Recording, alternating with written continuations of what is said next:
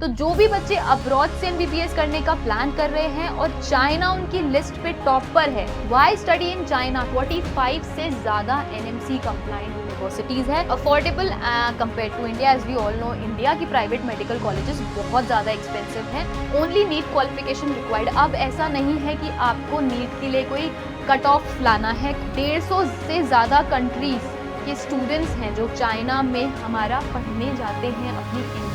कि आप अपनी एमबीबीएस करने के बाद आप ग्लोबली किसी भी कंट्री में जाकर आप अपना मेडिसिन प्रैक्टिस कर सकते हो। Hi all my MBBS aspirants, क्या हाल हैं आपके। तो आज मैं एक वो इम्पोर्टेंट टॉपिक लेके आई हूँ जो बहुत सारे बच्चे पूछते हैं हर बार कमेंट सेक्शन में कि एमबीबीएस चाइना से करना है, क्या प्रोसेस है बता दो, कैसे जाएंगे, क्या फीस होती है। तो आज सब कुछ क्लियर होगा। एंड आई ऑल्सो नो कि आप सब लोग अपने री नीट के एग्जाम का रिजल्ट का वेट कर रहे हो, बट ये टॉपिक बहुत इंपॉर्टेंट है। हर बच्चे के पास एक बैकअप प्लान, एक बैकअप ऑप्शन होना चाहिए जो उसके फ्यूचर को सिक्योर करे। तो जो भी बच्चे अब्रॉड से एमबीबीएस करने का प्लान कर रहे हैं और चाइना उनकी लिस्ट पे टॉप पर है, तो ये वीडियो उनके लिए बहुत ज्यादा इंपॉर्टेंट होने वाला है। क्योंकि इनटेक कब होता है, प्रोसेस क्या होती है, फीस क्या होती है, लिविंग एक्सपेंस क्या होंगे, सब कुछ इस वीडियो में डिस्कस करने वाले हैं। और ये सब कुछ उनके बहुत काम आने वाला है जो बच्चे प्लान कर रहे हैं चाइना में जाने का और अपनी एमबीबीएस परस्यू करने का। To all the students who are planning to study their MBBS in 2026 और 2027 इनटेक, सो उन सब के लिए वीडियो है। तो बिना टाइम वेस्ट किए हम ये वीडियो स्टार्ट करते हैं। तो सबसे पहले बात आती है कि हम चाइना में क्यों एमबीबीएस करने जाएं। व्हाई स्टडी इन चाइना, क्या रीजंस है क्यों जाएं। बहुत सारे रीजंस हैं, उनमें से कुछ रीजंस ये हैं, टॉप रीजंस, इंपॉर्टेंट थिंग्स जो आपको पता होनी चाहिए अगर आप अपनी एमबीबीएस करने चाइना जाना चाहते हो। तो सबसे पहला इंपॉर्टेंट पॉइंट तो ये है कि यहाँ पे 45 से ज्यादा एनएमसी कंप्लाइंट यूनिवर्सिटीज है। That means you have a lot of options. Top universities के ऑप्शंस आपके पास बहुत सारे हैं। जो सारी यूनिवर्सिटीज एनएमसी गाइडलाइंस कंप्लाइंट है, as we all know and I know कि एनएमसी जो है वो कितना इंपॉर्टेंट है एक इंडियन स्टूडेंट्स के लिए। अगर वो बच्चा वापस इंडिया आकर अपनी मेडिसिन प्रैक्टिस करने जाना चाहता है तो ये चीज तो वो पक्का देखेंगे। तो आपके पास 45 प्लस जो है ऑप्शंस हैं यूनिवर्सिटीज एक्सप्लोर करने के लिए चाइना में। Now affordable compare to India. As we all know, India की प्राइवेट मेडिकल कॉलेजेस बहुत ज़्यादा एक्सपेंसिव हैं। हर कोई अफोर्ड नहीं कर सकता है, सिंपल सीधी सी बात है। तो अगर आपको क्वालिटी ऑफ एजुकेशन चाहिए, ठीक है, इन बजट, तो आप जा सकते हो चाइना। ठीक है, अभी नेक्स्ट अगर हम देखें तो MD degree equivalent to MBBS India, जो आपको वहां पे डिग्री प्रोवाइडेड होगी वो एमडी की होगी। और वो एमबीबीएस जो हमको एमबीबीएस में जो डिग्री मिलती है वो उसके इक्विवेलेंट ही होगी। तो basically MD degree is equals to MBBS degree in India. ठीक है, now next pointer, globally recognize degree. ऐसा नहीं है सिर्फ आपकी डिग्री जो है वो आपकी चाइना में ही रिकॉग्नाइज होगी, जैसे इंडिया में कर रहे हो तो सिर्फ इंडिया में ही होता है ना रिकॉग्नाइज्ड है। नो, जो आपकी डिग्री है वो ग्लोबली मतलब वर्ल्ड वाइड आपकी डिग्री रिकॉग्नाइज्ड होगी। You can also after completing your MBBS आप कहीं पे भी अपना करियर बनाने का आप कर सकते हो try. Now only NEET qualification required. अब ऐसा नहीं है कि आपको नीट के लिए कोई कट ऑफ लाना है, कोई कट ऑफ चाहिए आपको नीट का स्पेसिफिक अगर आपको चाइना में पढ़ने जाना है। नो, यू जस्ट क्वालिफाई, आपको सिर्फ क्वालिफाइंग मार्क्स चाहिए and you are good to go. आप चाइना में अपनी एमबीबीएस करने जा सकते हो अगर आपने बस नीट क्वालिफाई किया है। नाउ नेक्स्ट पॉइंटर है हमारा फुल्ली इंग्लिश टॉट प्रोग्राम्स। अब ऐसा नहीं है कि आपको लगेगा अभी चाइना में जाएंगे तो क्या चाइनीज में हमको वो पढ़ाएंगे, पढ़ाई चाइनीज में होगी। नहीं, बिल्कुल नहीं, आपको बस इंग्लिश आनी चाहिए। पूरी पढ़ाई आपकी इंग्लिश में होगी। जो आपका एमबीबीएस प्रोग्राम है वो फुल्ली इंग्लिश टॉट है। ठीक है, next, international student community from 150 plus countries. तो 150 से ज्यादा कंट्रीज के स्टूडेंट्स हैं जो चाइना में हमारा पढ़ने जाते हैं अपनी एमबीबीएस। ठीक है, अपना एमबीबीएस परस्यू करने जाते हैं। तो दे आर मतलब जो कम्युनिटी है इंटरनेशनल स्टूडेंट्स की वो बहुत ज्यादा बड़ी है। Now clinical exposure from early years. तो आपको अर्ली ईयर्स से ही, सो बेसिकली जो आपका फर्स्ट ईयर होगा, सेकेंड ईयर होगा, उससे ही आपका जो प्रैक्टिकल एक्सपोजर है, जो हैंड्स ऑन प्रैक्टिस है, आपका क्लिनिकल एक्सपोजर है, वो आपका जल्दी आपको मिलता है। मतलब थ्योरी के साथ साथ आपको प्रैक्टिकल नॉलेज बहुत जल्दी प्रोवाइड होती है वहां पर, राइट।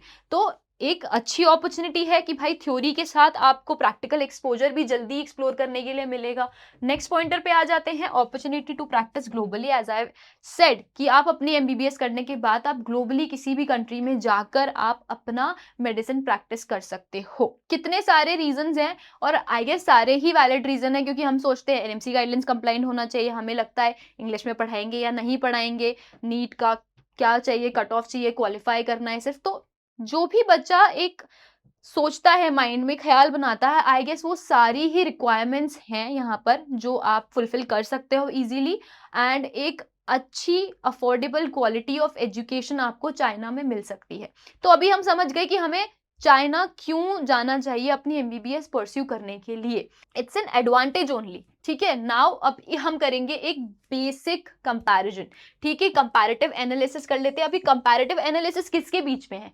इंडिया और चाइना के बीच में, क्योंकि आप इंडिया से अपनी एमबीबीएस करने जाओगे चाइना, करेक्ट? तो देख लेते हैं थोड़ा सा, क्योंकि सब बच्चों को थोड़ा कंफ्यूजन तो होता ही है। तो factors, NEET requirement, seat availability, tuition fees कितनी होगी, एडमिशन प्रोसेस कैसा होता है, डिग्री रिकॉग्नाइजेशन की बात कर लेते हैं, ग्लोबल एक्सपोजर की बात कर लेते हैं, and lastly career pathways, career path. तो इंडिया की बात करें तो बहुत ज्यादा जो कट ऑफ होता है बहुत ज्यादा हाई होता है, because every student is running behind the government seat, right?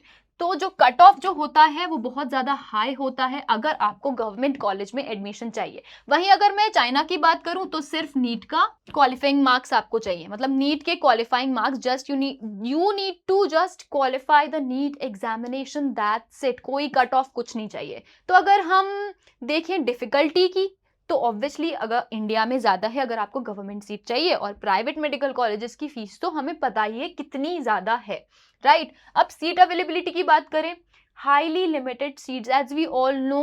कितने ज्यादा बच्चे एग्जाम देते हैं, लाखों में बच्चे एग्जाम्स देते हैं, और उसकी बेसिकली आधे से भी कम, मतलब आधे से भी मैं कम क्या बोलूं, क्योंकि अराउंड 25 लाख प्लस स्टूडेंट्स जो है वो नीट के एग्जाम में बैठता है बच्चा, और सीट्स होती हैं अप्रोक्सीमेटली 1 लाख। तो आप समझ रहे हो कि कितने सारे बच्चे उस एक सीट के पीछे भाग रहे हैं। तो जो सीट्स हैं वो बहुत ज्यादा लिमिटेड हैं, और जो बच्चे हैं, जो बच्चे एग्जाम दे रहे हैं, उनका जो पॉपुलेशन है, उनका जो नंबर है वो बहुत ज्यादा है। वहीं अगर हम बात करें ample seats in approved universities, वहां पे नंबर ऑफ सीट्स बहुत ज्यादा हैं। ठीक है, सेम क्वालिटी ऑफ एजुकेशन मिलेगा, तो आपको ऐसा भीड़ में भागना नहीं पड़ेगा, करेक्ट? नाउ ट्यूशन फीस की बात करें अगर हम, तो 75 lakhs to 1 crore in private medical college. अगर आप प्राइवेट मेडिकल कॉलेज में जाते हो, अगर आपको गवर्नमेंट कॉलेज नहीं मिलता है, तो 75 लाख से लेकर आप 1 करोड़ या उससे ज्यादा भी आपकी फीस हो सकती है प्राइवेट मेडिकल कॉलेज में इंडिया में। वहीं अगर हम देखें तो 5 लाख रुपीस पर ईयर से आपकी चाइना में आपकी मेडिसिन की जो फीस है, मेडिकल की जो फीस है, वो 5 लाख रुपए से स्टार्ट है। एडमिशन प्रोसेस की बात करें, कॉम्प्लेक्स और लेंदी होता है। वहीं अगर चाइना में देखें, सिंपल और डायरेक्ट होता है, नो कॉम्प्लिकेशंस। ठीक है, डिग्री रिकॉग्नाइजेशन की बात करें, हमारी एनएमसी से रिकॉग्नाइज्ड होती है इंडिया में, और जो आपकी एज पर एनएमसी गाइडलाइंस, जो आपकी चाइना की जो मेडिसिन की डिग्री है, एमडी की डिग्री है, जो कि इक्विवेलेंट है एमबीबीएस के, वो आपकी ग्लोबली वर्ल्ड वाइड रिकॉग्नाइज्ड होती है। तो आप देखिए कि आपको कहाँ ज्यादा अपॉर्चुनिटीज मिल रही है, कहाँ ज्यादा एडवांटेज मिल रहे हैं। ठीक है, ग्लोबल एक्सपोजर की बात करें तो ऑब्वियसली थोड़े से लिमिटेड एक्सपोजर हैं हमारे इंडिया में। वहीं अगर हम चाइना की बात करें तो एक्सपोजर आपको ज्यादा मिलता है। Now let's talk about the career pathway, जिसका सबको रहता है कि एक पढ़ाई के बाद हम एक अच्छा करियर, एक अच्छा फ्यूचर सेट कर पाए अपने लिए। तो इंडिया में देखें तो practice in India after licensing, जब अपनी एमबीबीएस कंप्लीट करोगे तो लाइसेंस के बाद आप इंडिया में प्रैक्टिस कर सकते हो अपनी एमबीबीएस कंप्लीट करने के बाद। अभी हम चाइना की बात करें तो आप अपनी एग्जाम कंप्लीट करने के बाद, अपनी पढ़ाई कंप्लीट करने के बाद आप ग्लोबली कहीं पर भी अपनी मेडिसिन प्रैक्टिस कर सकते हो। तो फिर से अगेन एक और बड़ा एडवांटेज। तो अभी हमने देख लिया, एक एनालाइज कर लिया हमने कि इंडिया में करने में ज्यादा फायदा होगा, या अगर आप अपना फ्यूचरिस्टिक होके थोड़े से करियर ओरिएंटेड होके सोचोगे तो क्या चाइना से एमबीबीएस करने में ज्यादा फायदा है। Now let's move on to top medical universities of China. अब हमें चाइना एमबीबीएस करने जाना है तो कौन कौन सी टॉप मेडिकल यूनिवर्सिटीज हैं हम देख लेते हैं। तो सबसे पहले जीजियांग यूनिवर्सिटी स्कूल ऑफ मेडिसिन, ये आप लोकेशन देख सकते हो कब स्टैब्लिश हुआ है, एंड यहाँ पे 300 से ज्यादा हमारे इंटरनेशनल स्टूडेंट्स हैं। अभी जायमिन नेक्स्ट है हमारा ज़ियामिन यूनिवर्सिटी, ठीक है, ये अपना स्टैब्लिश ईयर आप देख सकते हो, काफी पुरानी यूनिवर्सिटी है एंड यहाँ पे 1500 से ज्यादा इंटरनेशनल स्टूडेंट्स हैं जो अपना एमबीबीएस की पढ़ाई अपना कर रहे हैं, ठीक है। जियांगजोंगटोंग नेक्स्ट है अपना जियांगजोंगटोंग यूनिवर्सिटी, ठीक है, ये भी काफी पुरानी यूनिवर्सिटी है, 1896 में स्टैब्लिश हुई थी और यहाँ पे भी 2000 प्लस से ज्यादा इंटरनेशनल स्टूडेंट्स हैं। नाउ नेक्स्ट है हमारा अनहुई मेडिकल यूनिवर्सिटी, इसकी आप लोकेशन देख सकते हो, स्टैब्लिश ईयर देख सकते हो और यहाँ पे 1000 प्लस इंटरनेशनल स्टूडेंट्स आपको मिलेंगे। नेक्स्ट हमारा है Nantong university college of medicine, establish year 1912, मतलब काफी पुरानी यूनिवर्सिटी है, लोकेशन आप देख सकते हो और यहाँ पर भी 300 प्लस हमारे इंटरनेशनल स्टूडेंट्स हैं, ठीक है, and more. Now next is Huanzhong University of Science and Technology, location you can see Wuhan में लोकेटेड है, 1946 स्टैब्लिश ईयर है और 400 प्लस आपका यहाँ पे इंटरनेशनल स्टूडेंट्स हैं। तो ये तो कुछ टॉप यूनिवर्सिटीज हैं और भी हमारी यूनिवर्सिटीज हैं, टॉप यूनिवर्सिटीज हैं चाइना की, क्योंकि हमने देखा कि 45 प्लस एनएमसी गाइडलाइंस यूनिवर्सिटीज हैं चाइना में, राइट। सो उसमें से ये कुछ यूनिवर्सिटीज हैं जिनकी लोकेशन, स्टैब्लिश ईयर और इंटरनेशनल स्टूडेंट्स का नंबर आप देख सकते हो। तो आप अपनी प्रोफाइल, अपनी रिक्वायरमेंट और आपको जो चाहिए, अपनी पसंद मेजरली, उसके अकॉर्डिंग आप चाइना में एडमिशन ले सकते हो, चाइना की किसी भी टॉप यूनिवर्सिटी में। अभी अगर हमें चाइना पढ़ने जाना है तो कुछ एलिजिबिलिटी रिक्वायरमेंट होती है बेसिक, जो आपको फुलफिल करनी होती है, ठीक है। तो अभी हम वो देख लेते हैं कि बेसिक एलिजिबिलिटी क्राइटेरिया क्या है। तो सबसे पहले तो जो एप्लीकेंट है उसको 17 ईयर्स का, मतलब मिनिमम 17 ईयर्स आपकी एज होनी चाहिए।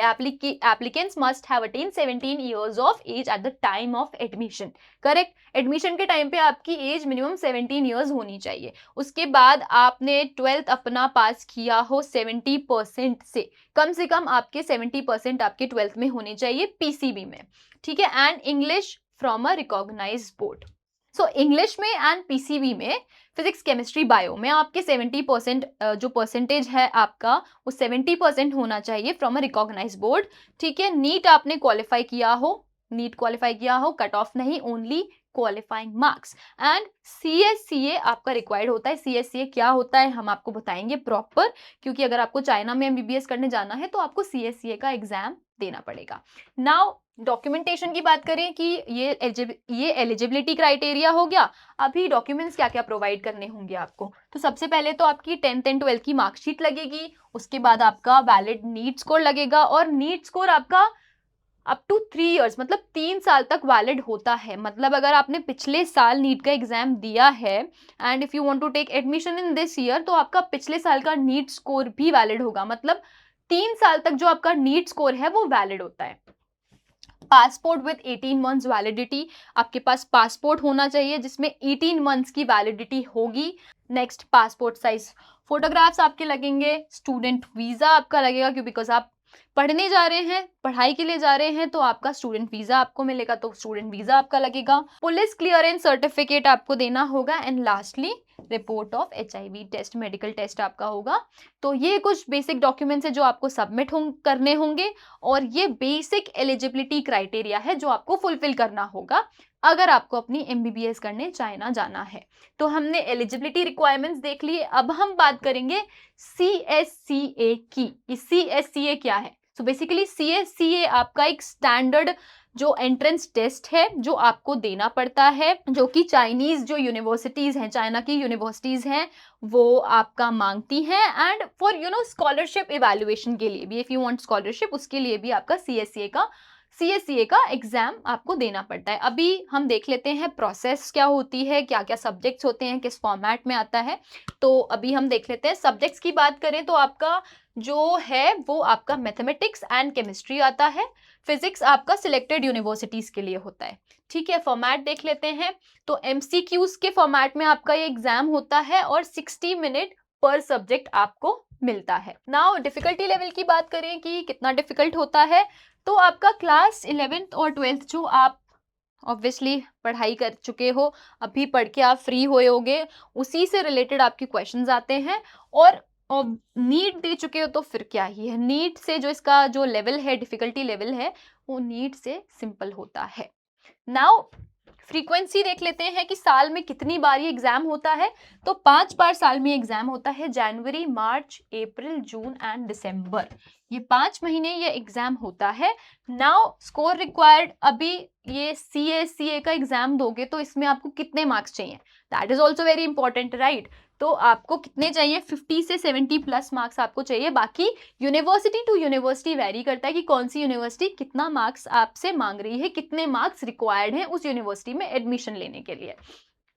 नाउ फीस की बात करें कि अभी ये एग्जाम देने के लिए कितनी फीस लगेगी, तो आपका एक सब्जेक्ट है तो 450 युआन, एंड 2 और मोर सब्जेक्ट्स हैं तो आपका 700 युआन।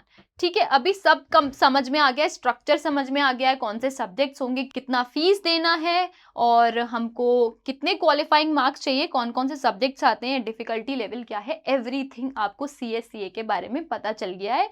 अगर आपको अपने चाइना में जाना है MBBS करने तो you have to give CSCA clear हो चुका है। अभी हम मूव करते हैं Mandarin language requirement. As we all know, China में मैंडेरियन लैंग्वेज हमारी, ठीक है। नाउ फैक्टर्स की बात करें और रिक्वायरमेंट की बात करें तो सबसे पहले to obtain an MBBS degree, तो आपको अपनी MBBS की डिग्री ऑब्टेन करनी है, मतलब आपको अपनी MBBS की डिग्री कंप्लीट करनी है, तो उसके लिए आपको लेवल 4 HSK चाहिए, रिक्वायर्ड है। ठीक है, ये लैंग्वेज रिक्वायरमेंट की बात कर रहे हैं और ये लेवल होते हैं। ठीक है, HSK लेवल 4 आपको MBBS की डिग्री ऑब्टेन करने के लिए चाहिए बस। एंड अगर आपको चाइना में अपनी MBBS की प्रैक्टिस करनी है, मेडिसिन प्रैक्टिस करना है चाइना में ही specifically, then you have to get this HSK level 6 तक का आपको मैंडेरियन लैंग्वेज की रिक्वायरमेंट है।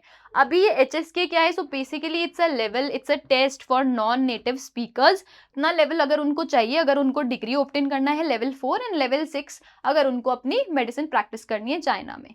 तो अभी हमको ये भी पता चल गया कि मैंडेरियन जो लैंग्वेज है उसकी रिक्वायरमेंट होती है अपनी MBBS की डिग्री कंप्लीट करने के लिए, एंड अपना अगर आपको प्रैक्टिस करना है तो उसके लिए एक अलग लेवल चाहिए। बट डोंट वरी, आपको ये सब लैंग्वेज आपको यूनिवर्सिटी सिखाती है। एंड बेसिक मैंडेरियन तो देखो आने ही चाहिए, बिकॉज आपकी पढ़ाई इंग्लिश में होगी, बट वहाँ आप लोकल से आप कनेक्ट करोगे, आप वहाँ पेशेंट से हॉस्पिटल स्टाफ से आप बात करोगे, कम्युनिकेट करोगे। तो बेसिक आपको मैंडेरियन आपको आनी ही चाहिए। और कोई भी जगह आप जा रहे हो तो वहां की लैंग्वेज सीखने में कोई बुराई नहीं है, it's a plus for you, it's an advantage for you अगर आपको आएगी। Now move on to the process. ठीक है, एडमिशन इनटेक इन चाइना, क्योंकि देखो जिसको भी चाइना जाना है सीधी साफ बात है, या फिर कोई और भी कंट्री जाना है आपको MBBS करने, टाइमलाइंस, डेडलाइंस बहुत ज्यादा इंपॉर्टेंट होती है। सोचते सोचते क्या होता है ना, बच्चे अपना 1 साल वेस्ट कर देते हैं, बिकॉज सोचते हैं कि थोड़ा वेट कर लेते हैं, रिजल्ट आ जाने दो, थोड़ा और एक्सप्लोर कर लेते हैं। इस चक्कर में क्या होता है, जहां उनको एक्चुअली जाना होता है पढ़ने ना, वो मिस हो जाता है उनसे। इसलिए एक्सप्लोर करो पर स्मार्टली एक्ट करो, ध्यान दो, टाइमलाइंस पे ध्यान दो, डेडलाइंस पे ध्यान दो। तो एक प्रोसेस है जो उन्हें फॉलो करनी है अगर उन्हें सही टाइम पे पसंद की यूनिवर्सिटी में एडमिशन चाहिए। तो एक प्रोसेस होती है, बेसिक प्रोसेस में आपको बता देती हूँ जो आपको फॉलो करनी होती है आइडियल टाइम के अकॉर्डिंग।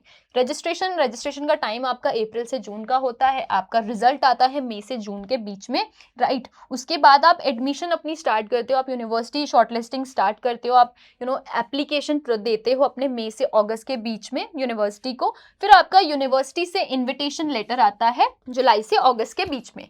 नाउ जब आपका इन्विटेशन लेटर आ गया, फाइनली आपको ऑफर लेटर आ गया है यूनिवर्सिटी से, उसके बाद आप अपनी वीजा प्रोसेस स्टार्ट करते हो, राइट। वीजा प्रोसेस स्टार्ट करते हो, वीजा आपका आता है अराउंड सितंबर में। देन आपका डिपार्चर है, जब आप इंडिया से आप चाइना जाओगे, ठीक है, आगे अपनी क्लासेस के लिए, आगे अपनी पढ़ाई करने के लिए, स्टार्ट करने के लिए, तो आपका डिपार्चर जो है वो सितंबर से अक्टूबर के बीच में होता है। और आपकी जो ऑनबोर्डिंग होती है यूनिवर्सिटी में वो होती है आपकी सितंबर से अक्टूबर के बीच में, राइट। अभी हम बात करते हैं क्लासेस की, तो क्लासेस आपकी अक्टूबर से नवंबर के बीच में आपकी क्लासेस स्टार्ट हो जाती हैं। एंड जो आपके एग्जामिनेशन है, जो फर्स्ट एग्जामिनेशन होंगे, कंडक्ट होंगे, जब आप वहाँ क्लासेस लेने लग जाओगे, तो वो आपका फरवरी से मार्च के बीच में होता है। तो देखो, ये मैंने आपको बेसिक स्ट्रक्चर समझा दिया है, बेसिक प्रोसेस बता दिया है कि ये टाइमलाइन होता है जो आपको फॉलो करना होता है, राइट। आप देख रहे हो अप्रैल से लेके हमारा सितंबर, सो टाइम टेकिंग प्रोसेस होता है, बिकॉज कोई भी बच्चा, कोई भी पेरेंट्स, हर कोई सोच समझ के डिसीजन लेना चाहता है और उसमें एक प्रोसेस में टाइम लगता है।